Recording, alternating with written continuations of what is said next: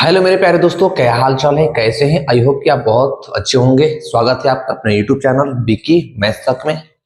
आज हम सीखेंगे कि कैसे ट्रिग्नोमेट्रिक रेशियो को हम फाइंड करते हैं। तो देखिए, ट्रिग्नोमेट्रिक रेशियो फाइंड करने से पहले कुछ चीजें आपको जाननी बहुत जरूरी है जो आपके पास इसमें यूज होने वाला है। जैसे हम आपसे बात करें, क्या पहले बताएंगे कि इनवर्स कैसे निकालते हैं। उससे पहले पहले फर्स्ट समझिए कि जो रेंज होती है वो क्या होती है। हम बात करें क्या कि साइन इनवर्स की जो रेंज होती है और कॉस इनवर्स की जो रेंज होती है, उसके बाद आपके पास टेन इनवर्स की जो रेंज होती है वो कहां से कहां तक होती है, यानी कहां से कहां तक के बीच में ये जो वैल्यू होती है वो हमारे लाई करती है। इसका मतलब कि x की जो वैल्यू होती है वो -1 से 1 के बीच में रहती है।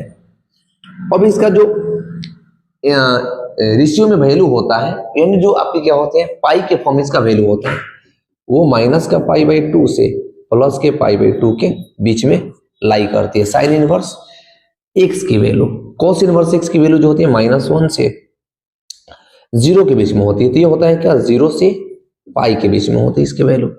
जो टेन इनवर्स होता है, टेन इनवर्स की जो वैल्यू आपकी होती है वो टेन इनवर्स की वैल्यू आपकी होती है -π/2 से π/2 के बीच में होती है इसकी वैल्यू। अब सेम कॉसिक इनवर्स का हो जाएगा, कॉस इनवर्स का π/2 से π/2 के बीच में। कॉस के ऑपोजिट हो जाएगा सेक, तो सेक की वैल्यू पाई से 0 के बीच में लाई करेगी। टेन इनवर्स का -π/2 से π/2 के बीच में लाई करती है। अगर हम फर्स्ट क्वेश्चन की बात करें तो फर्स्ट क्वेश्चन में हमें फाइंड करना है, जानते हो क्या। इसमें फर्स्ट क्वेश्चन में पूछा है कि find the principal value of the following. Principal value बतानी, यानी कि जो साइन इनवर्स 1/2 है इसकी प्रिंसिपल वैल्यू की पाई के फॉर्म में इसकी वैल्यू क्या होगी। तो देखिए, हम इस इक्वेशन को ले रहे हैं क्या y के बराबर में। अगर हम इन इक्वेशन को y के बराबर में ले लें तो साइन इनवर्स जो होगा 1/2 इक्वल्स टू, ये इनवर्स में है तो इनवर्स का मतलब कि इसको हम 1/, में साइन लिख सकते हैं। हमने लिख लिया। अब हमारे पास इधर क्या है, y है, तो ये मल्टीप्लाई हो जाएगा जाई करके, तो बचेगा क्या 1/2। ये शायद माइनस का 1/2 है। हाँ, माइनस का 1/2 इक्वल्स टू साइन का मल्टीप्लाई y से होगा, तो ये क्या हो जाएगा साइन y। अब मुझे बताइए कि 1/2 जो होती है साइन कितनी डिग्री की वैल्यू होती है। तो आप पढ़े होंगे कि साइन 30 डिग्री की वैल्यू होती है। कितनी की, साइन 30 की। अगर साइन 30 को अगर हम पाई के फॉर्म में लिखे तो पाई कितना होता है 180 डिग्री। तो 180 में हमें 33 डिग्री लाना है, तो किससे डिवाइड करेंगे, 6 से। यानी 180 में आपको 6 से डिवाइड कीजिएगा, जब भी तो 30 डिग्री आएगा। तो 30 डिग्री की जो वैल्यू होगी वो π/6 के बराबर में होगी। तो 1/2 के बराबर में अब लिखिए क्या, साइन π/6, यानी साइन π/6 इक्वल्स टू, ये माइनस में था तो माइनस रहेगा। अब ये साइन भाई, साइन से साइन कैंसिल, माइनस का π/6 इक्वल्स टू y। यानी जो साइन इनवर्स माइनस का 1/2 की जो प्रिंसिपल वैल्यू थी वो क्या हो जाएगी, π/6 हो जाएगी। आई होप समझ गए होंगे। दूसरा क्वेश्चन करते हैं, समझ में आ जाएगा। देखिए, अब यहां से इसे मिटा देते हैं। अब देखिए, माइनस का π/6 जो है इसी के बीच में लाई करेगा, माइनस का पाई से π/2 के बीच में ही लाई करेगा।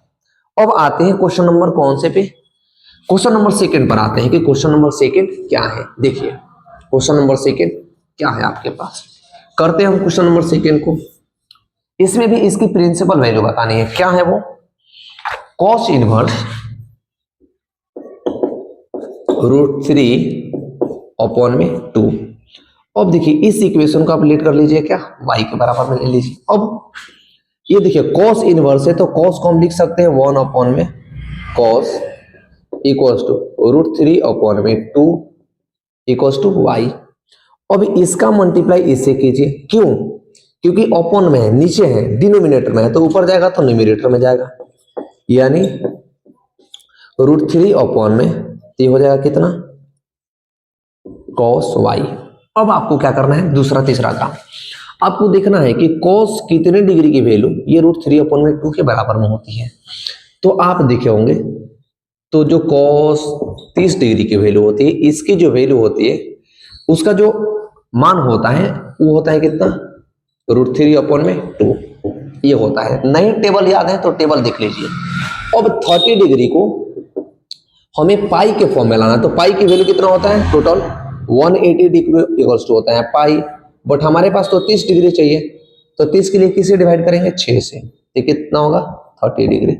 तो पाई अपॉन में हम 6 लिख देंगे, क्योंकि पाई 360 के बराबर ना था, 6 से डिवाइड किए तो 30 डिग्री आया, यानी 30 डिग्री को पाई अपॉन में 6 के बराबर में हम लिख सकते हैं, यानी इनके बराबर में √3/2 के बराबर में क्या लिखेंगे, cos pi by 6 equals to, इधर क्या है cos y, cos से cos कैंसिल, तो y की जो वैल्यू होगी वो होगी पाई अपॉन में 6 के बराबर में। जो y की वैल्यू आ जाएगी वो आएगी क्या, पाई अपॉन में 6। आई होप कि दोनों क्वेश्चन आपको अच्छे से समझ में आया है। अगला क्वेश्चन करते हैं, क्वेश्चन नंबर 3, प्रिंसिपल वैल्यू आपको निकालने आनी है। हमने जो भी आपको फर्स्ट मेथड बताया कि फर्स्ट में आपको क्या करना है, देन सेकंड में आपको क्या करना है उस वैल्यू के साथ, और थर्ड में क्या करना है। देखिए क्वेश्चन नंबर 3 है, क्वेश्चन नंबर जो 3 है वो है आपके पास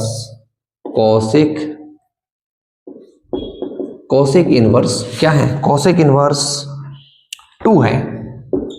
अब देखिए क्या करना है, हमने क्या कहा था, कॉसेक इनवर्स 2 के बराबर में है, कॉसेक इनवर्स 2 है, ये बराबर में तो नहीं है बट यहाँ पर कॉसेक इनवर्स 2 है इक्वल्स टू, हम इसके किसके बराबर में लेते थे, y के।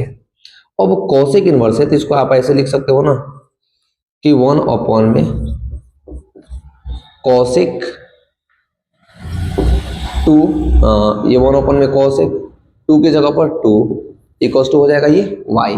अब होगा क्या, वहां पे जो हमारे पास ये वैल्यू आई हुई है, अब ये 2 की जगह पर तो 2 ही रहेगा, नीचे है तो ये मल्टीप्लाई होगा, तो 2 इक्वल्स टू हो जाएगा कितना, कॉसेक y। अब जो 2 है, कॉसेक कितने डिग्री की वैल्यू होती है, तो देखिए जो साइन 30 की वैल्यू होती है वो होती है 1 अपॉन में 2, और यही जब चेंज हो जाता है तो चेंज होकर के हो जाता है क्या, कॉसेक 30 डिग्री, और कॉसेक 30 डिग्री की वैल्यू होती है किसके बराबर में, 2 के बराबर में। अभी हमने पढ़ा था कि साइन 30 की वैल्यू क्या होती है, पाई अपॉन में 6 के बराबर में होती है, यानी हम 2 की जगह पर ले सकते हैं कॉसेक पाई अपॉन में 6, तो ले लेंगे कॉसेक पाई अपॉन में 6 इक्वल्स टू कॉस y, क्या होगा कॉस y, कॉस से कॉस कैंसिल, यानी y की वैल्यू किसके बराबर में आएगी, पाई अपॉन में 6 के बराबर में आ जाएगी, यानी जो y की वैल्यू होगी वो पाई अपॉन में 6, यानी principal value of cosec inverse 2 की वैल्यू जो होगी पाई अपॉन में 6 के इक्वल में होंगी, बराबर में होंगी। आई होप कि क्वेश्चन नंबर 3 आप अच्छे से समझ लिए होंगे। क्वेश्चन नंबर हम चलेंगे 4 पर, कि क्वेश्चन नंबर 4 क्या है। देखिए क्वेश्चन नंबर 4 क्या है, tan इनवर्स √3 क्या है, बहुत ही अच्छा सवाल है। tan इनवर्स √3 हम किसके बराबर में लेंगे, इसे y के बराबर में। अब tan है तो tan को अपॉन में लीजिए तो हो जाएगा कितना, tan equals to √3 equals to होगा y, ये जाकर के इधर मल्टीप्लाई होगा तो क्या होगा, √3 equals to tan y, √3 equals to क्या होगा, tan y। अब √3 कितने की वैल्यू होती है, 60 डिग्री की वैल्यू होती है, तो 60 डिग्री के लिए क्या करेंगे, मान लीजिए 180 है, 180 को हमें 60 लाना है तो किससे डिवाइड करेंगे, 3 से, तो 180 की वैल्यू होती है पाई, किससे डिवाइड किए थे, 3 से, यानी tan 3 की वैल्यू कितना हो जाएगा, पाई अपॉन में 3 इंटू tan इक्वल्स टू, इधर क्या है tan y, tan से tan y की वैल्यू पाई अपॉन में 3, यानी जो क्वेश्चन 4 है उसकी tan इनवर्स √3 की जो प्रिंसिपल वैल्यू होगी वो पाई अपॉन में 3 के बराबर में होगी, ये बराबर में होंगे। क्वेश्चन नंबर 5 चलेंगे हम, देखेंगे क्वेश्चन नंबर 5 क्या है। बहुत ही अच्छा सवाल है, सिंपल सा सवाल है, आइए देखते हैं क्वेश्चन नंबर 5 क्या है। देखो क्वेश्चन नंबर 5 आपके पास क्या है, मिलते हैं कॉस इनवर्स क्या है, कॉस इनवर्स 1 अपॉन में 2, कॉस इनवर्स 1 अपॉन में 2। अब इसको हम लें किसके बराबर में, y के बराबर में, तो क्या होगा cos inverse 1/2 equals to y। ये इनवर्स में है तो इसको हम क्या लेंगे 1 में cos, ये cos इधर मल्टीप्लाई में होगा तो ये क्या हो जाएगा 1/2 इंटू कॉस वाई, 1/2 इंटू क्या होगा cos y। और 1/2 पता है किसकी वैल्यू होती है 60 डिग्री की, cos 60 की वैल्यू होती है 1/2। तो 60 डिग्री के लिए हमने क्या लिया था π/3, तो इसमें मिलेंगे क्या cos π/3। इसके बराबर में हमें रखना है, इसके बराबर में cos π/3 होगा, क्योंकि cos 1/2 जो होती है वो 60 डिग्री की वैल्यू होती है, तो हो जाएगा π/3 equals to cos y, cos से cos कैंसिल, y की वैल्यू π/3 के बराबर में होगी। यानी cos इनवर्स 1/2 की जो प्रिंसिपल वैल्यू होगी वो π/6 के बराबर में होगी।